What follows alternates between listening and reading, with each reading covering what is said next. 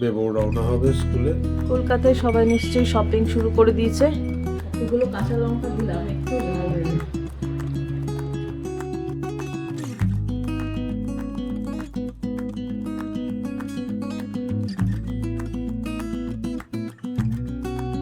Good morning and welcome to Forli. সকলকে স্বাগত জানালাম আরেকটা নতুন দিন নতুন ব্লগে।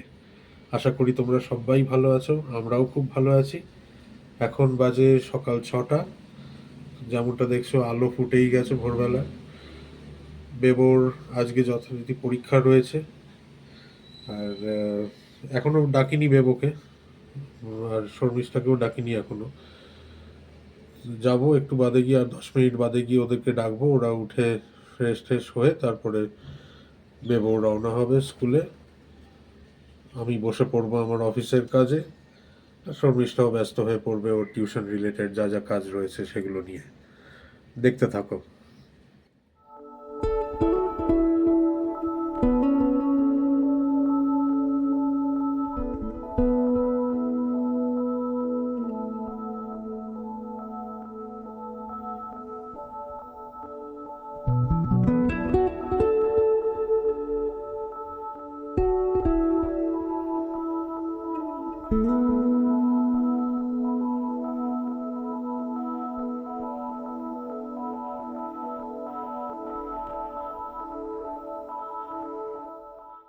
কি সুন্দর ঝলমলে আকাশ, পুজো পুজো বোঝাই যাচ্ছে। আমার এই যে মানি প্লান্টটা, এটা না একটা ছোট্ট মানি প্লান্ট আমি এমনিই বসিয়ে দিয়েছিলাম। একটা ডাল ভেবেছিলাম হবে হবে না, কিন্তু এটা খুব সুন্দরভাবে হয়েছে। কালারটা কীরকম আসছে আমি ঠিক বুঝতে পারছি না, কিন্তু ঝাঁকড়া হচ্ছে। এখানে এরকম লাঠি মতন দিয়েছি, এই যে যাতে এটা স্ট্রেট হয়, কিন্তু আমার মনে হচ্ছে এটা মোটা কোনো লাঠি দিতে হবে, নয়তো এরকম ঝুঁকে পড়ছে। এখানে আর একটা কুড়ি এসছে আমার নীলকণ্ঠ, হাত দেবো না আমি। এত রোদ, এই দিকটা রোদ আসে সকালবেলাটা। কলকাতায় সবাই নিশ্চয়ই শপিং শুরু করে দিয়েছে। আমাদের এখানে শপিং বলতে আর কি, তো বেবোর পরীক্ষা শেষ হবে তবেই কিছু কেনাকাটি এগুলো করতে পারবো। প্রত্যেকটা গাছেই রোদ আসে, সুন্দর করে রোদ আসে সকালবেলাটা, ভালো লাগে। এই মানি প্লান্টগুলো একটা একটা করে ডাল বসিয়েছি, আস্তে আস্তে দেখছি হচ্ছে। ব্রহ্মকমলের পাতাটা সোজা করে দিই, সেই আবার বেঁকে যায়, স্পেস পাচ্ছে না হয়তো, এই যে এরম করে দেবো, সে আবার এরম হয়ে যায়, এই যে ঝুঁকে পড়েছে। এটাকে একটু সেট করতে হবে ঠিক মতন। এদিকে একটা জেড প্ল্যান্টও আছে, এই যে। আমার এই বেল ফুলটায় কিছুতেই ফুল আসছে না। কী করে বেল বেল মানে এই গাছে ফুল আসবে, যদি কারো জানা থাকে একটু বলো তো, যে কী মেশাবো। আমি অনেক কিছুই দিলাম,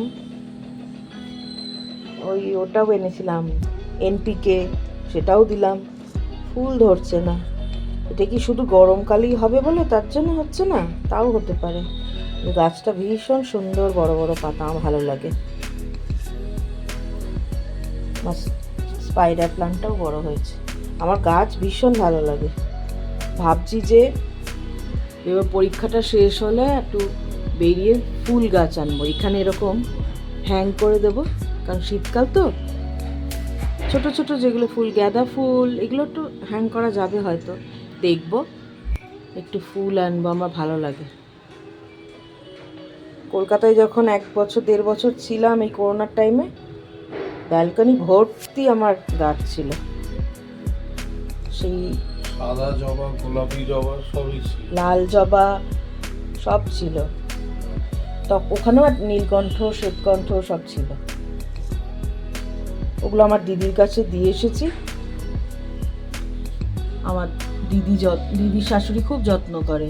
দিদিকে জিজ্ঞেস করি, হ্যাঁ রে ফুল হচ্ছে? বলছে প্রচুর ফুল হয় বোন, ঠাকুরকে দিই সেই ফুল, ভালো লাগে। গাছগুলো সুস্থ রয়েছে, বেঁচে রয়েছে, ফুল দিচ্ছে, ব্যাস আমি অতই খুশি। ব্রেকফাস্টটা বানিয়ে ফেলছি। এই ব্রাউন ব্রেড, আমরা ব্রাউন ব্রেডই খাই। সৌরভের জন্য 3টে, আমার জন্য 2টো।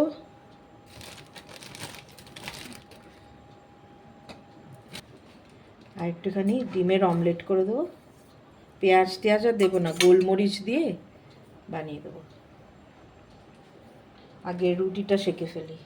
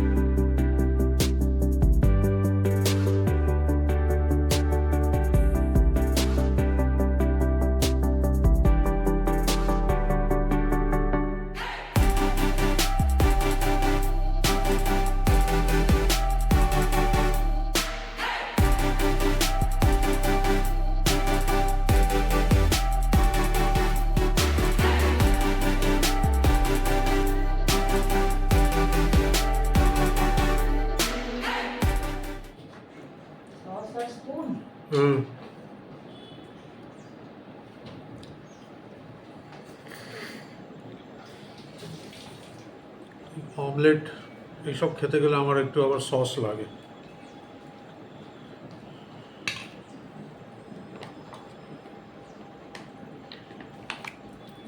কেচাপ, সস আনি না আমরা। একটু তো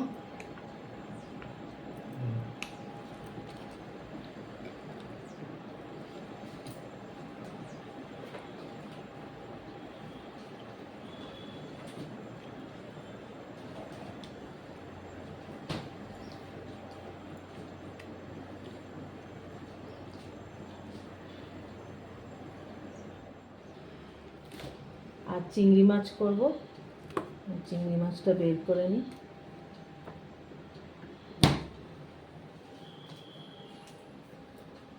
জলে ভিজিয়ে রাখবো।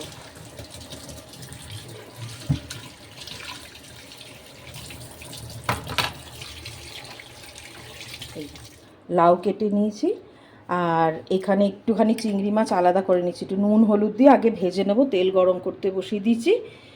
লাউ চিংড়ি করব, আর ওই আলু দিয়ে একটা লাউয়ের তরকারি, আলু দিয়ে একটা চিংড়ি মাছের তরকারি করব। কাজ করতে করতে কথার গন্ডগোল হয়ে যায় গো, কিছু মনে করো না।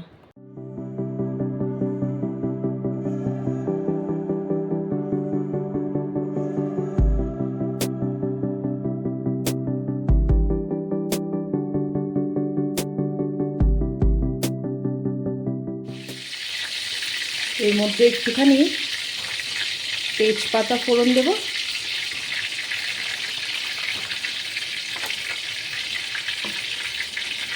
আর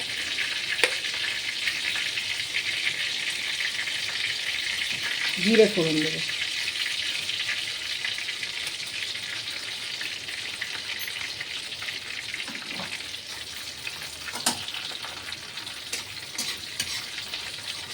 আমি শুকনো লঙ্কা ফোড়ন দিই না এতে, অনেকে হয়তো দেয়, আমার জানা নেই। আমি শুধু এইটুকুই ফোড়ন দিই। এবারে লাউগুলো ধুয়ে রেখেছি যে, সেগুলো দিয়ে দেবো।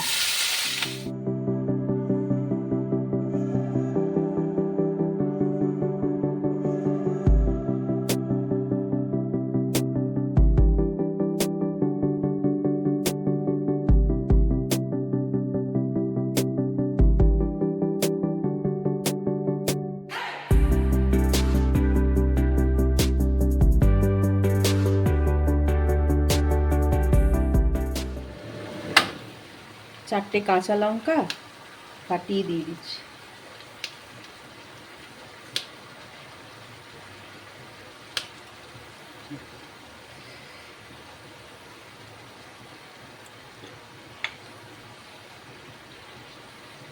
নুন,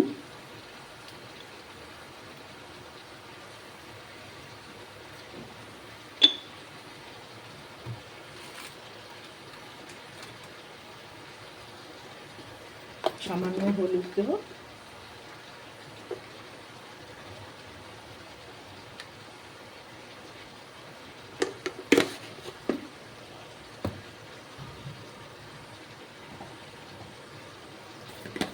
সামান্য একটুখানি জিরে গুঁড়ো, ব্যাস। আর কিছু না। এবারে চাপা দিয়ে লাউটা সেদ্ধ হবে, তারপরে তো চিংড়ি মাছ দিয়ে দেবো। চিংড়ি মাছগুলো ভেজে রেখেছি গোটা, কিন্তু ওগুলোকে টুকরো করে দেবো, হাফ হাফ করে কেটে দেবো। লাউটা থেকে জল বেরোবে। লাউটা একদম কচি লাউ, মানে একদম বুড়ো হয়নি এটা। আশা করছি অনেকটাই জল বেরোবে, দেখা যাক। তখন এটাকে চাপা দিয়ে দিই। এটা হতে লাউ সেদ্ধ হয়ে গেছে, একদমই সেদ্ধ হয়ে গেছে। এবারে এই চিংড়ি মাছগুলো টুকরো টুকরো করে কেটে রেখেছিলাম, এগুলো দিয়ে দিলাম। দিয়ে একটু ভালো করে মিক্স করে নেবো, ব্যাস হয়ে যাবে। এটা তো লোহার কড়াই, এর জন্য একটুখানি হয়ে গেলেই তাড়াতাড়ি নামিয়ে নেবো, নয়তো কালো কালো হয়ে যাবে। এমনি একটুখানি হয়তো কালচে কালচে দেখাচ্ছে ক্যামেরাতে। একটু চিংড়ি মাছের যে গন্ধ সেটা একটু লাউয়ের মধ্যে মিশিয়ে যাক। তারপরে আর একবার কড়া বসিয়ে দিলাম। এবারে ওই আলু কেটেছি না, দেখালাম, আলু ভাজার মতন আলু, আর এরকম লম্বা লম্বা করে পেঁয়াজ কেটে নিয়েছি, যে এই দিয়ে আর চিংড়ি মাছ করব। আগে চিংড়ি মাছটা ভেজে নিই।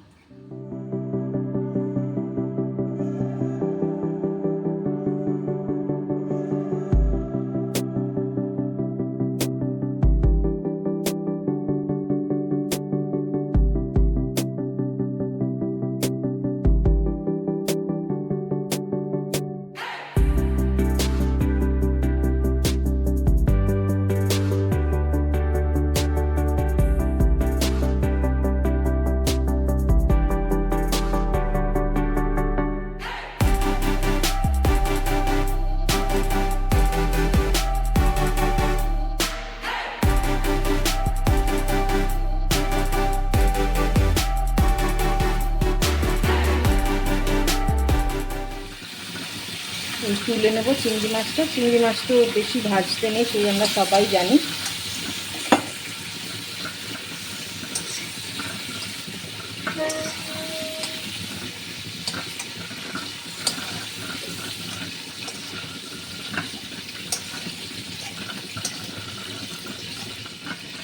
কড়াতে আর একটুখানি তেল দেবো, কারণ তখন তো অল্প তেল ছিল, আর একটু তেল দেবো, নয়তো খেতে ঠিক অতটাও ভালো হবে না। মাঝে মধ্যে একটুখানি, আমরা ম্যাক্সিমামটাই সর্ষের তেলে খাই, আমাদের ডাক্তার তাই বলেছে, সাদা তেলের থেকে বেশি সর্ষের তেল খেতে। তা কমই তেল খাই, কিন্তু কয়েকটা রান্নায় তেল দিতে হয়, কী করা যাবে।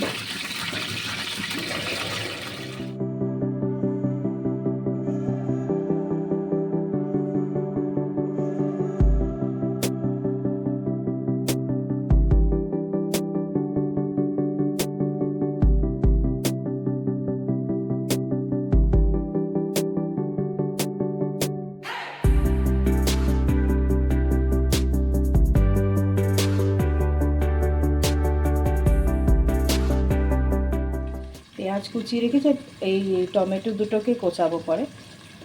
আগে পেঁয়াজ কুচিটা দেবো, তারপর টমেটো কুচি দেবো।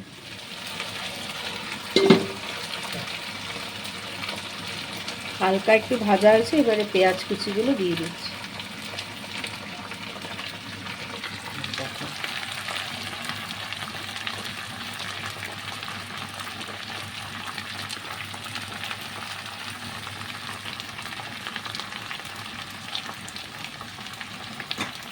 দিয়ে আবারও নেড়ে দেবো।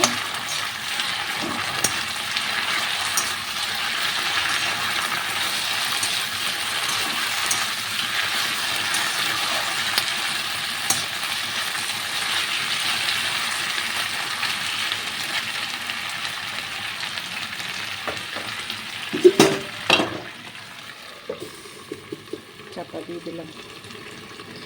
একটুখানি পেঁয়াজটা একটু ভাজা ভাজা হোক, তারপরে আদা রসুন পেস্ট আর টমেটো কুচিটা দেবো। এবারে গ্যাসটাকে একটু কমিয়ে মশলাগুলো দিয়ে দেবো। হলুদ, জিরে গুঁড়ো,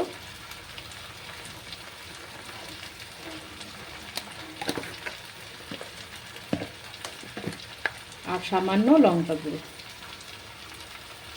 সামান্য, কারণ বেবো বলেছে মা বেশি ঝাল দেবে না, বেশি ঝাল করবো না।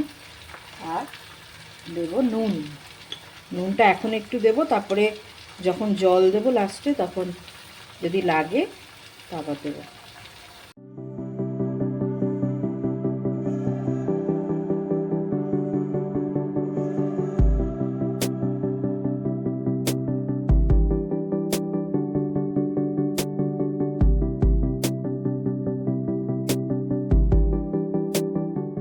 মানে ফ্লেমটা কম করে দিলাম, ফ্লেমটা কম করে 2 মিনিট কি 3 মিনিট ম্যাক্সিমাম একটুখানি কষবে, তারপরেই চিংড়ি মাছটা দিয়ে আর জল দেবো।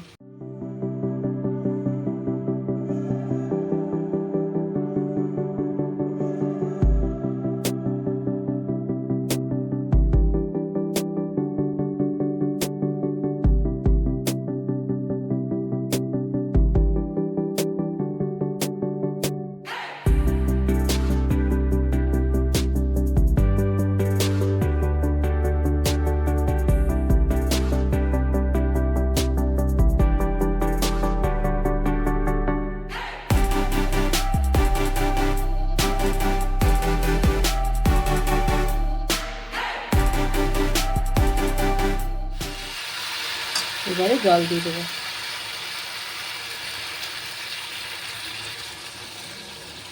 জলটা যে যার যতটা ঝোল রাখবে সেই বুঝে দেবে। আমি খুব পাতলাও করি না, আবার একদম ঘনও করি না, কারণ দুবেলা খাবো তো। নুন একটু লাগবে, নুনটা একটু কম আছে। আর ফুটে গেলে ভালো করে গরম মশলা দিয়ে আর নামিয়ে নেবো, ব্যাস হয়ে গেল। তো অলরেডি দেখিয়ে দিয়েছি কি রান্না করেছি। এটা হচ্ছে ওই লাউ চিংড়ি, আগে লাউ চিংড়িটা দিয়ে দিই।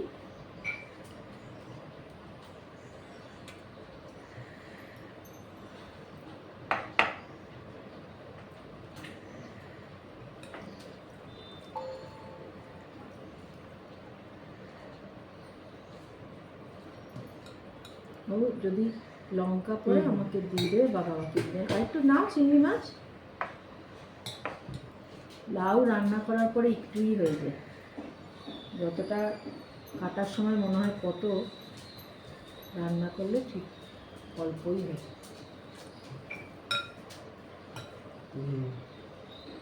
বুঝেছো?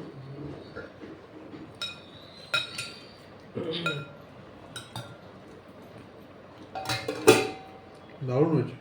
এতগুলো কাঁচা লঙ্কা দিলাম, একটু ঝাল হয়ে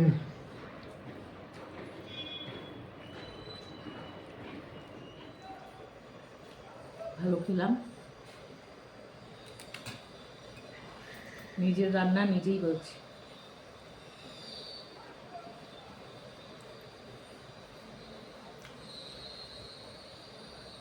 আমার মেয়ে এখানে নাক ডেকে ঘুমাচ্ছে। হোটেলের রান্নার থেকে এনি টাইম বাড়ির রান্না সব থেকে ভালো। সেটা ঠিক।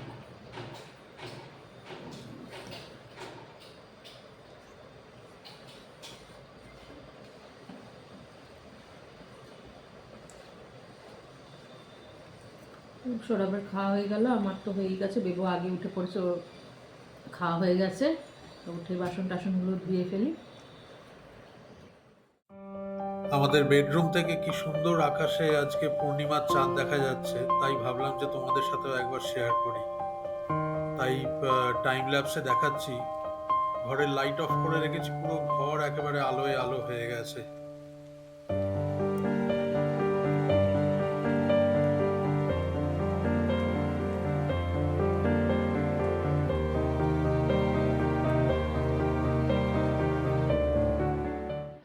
এখন বাজে রাত 9:30। এই টিভি দেখছিলাম, টিভি দেখতে দেখতে তারপর খেয়াল পড়লো যে না, আজকের ব্লগটাকে এডিট করে নিই। এডিটটা করা থাকলে অনেকটা কাজ এগিয়ে থাকে, কালকে ফার্স্ট হাফেই তাহলে ব্লগটাকে পাবলিশ করতে পারবো। আর বেবো তো পড়ছে, কালকে পরীক্ষা রয়েছে ওর, সেই জন্য কালকে পরীক্ষার পড়া পড়ছে। আর শর্মিষ্ঠা আজকে একটু তাড়াতাড়ি ওর টিউশন আজকে শেষ হয়েছে, কারণ সমস্ত বাচ্চাদেরও পরীক্ষা চলছে। তা জাস্ট একটা মানে রিভিশন টাইপেরও, লাস্ট মোমেন্ট রিভিশন টাইপের একখানা করাচ্ছে, সেটা তাড়াতাড়ি হয়ে গেছে। এই তো আজকের ব্লগটা এইখানেই এন্ড করলাম। আশা করি তোমাদের ভালো লেগেছে, আর ভালো লেগে থাকলে রোজ যেরকমটা বলি, আমাদের ব্লগটাকে, আমাদের চ্যানেলটাকে please like, share and subscribe করতে একদমও ভুলবে না। আমাদের সাথে থাকো আর ফোরলি ফ্যামিলিকে এগিয়ে নিয়ে যেতে সাহায্য করো। সবাই ভালো থেকো, সুস্থ থেকো। কাল আবার দেখা হচ্ছে। Good night.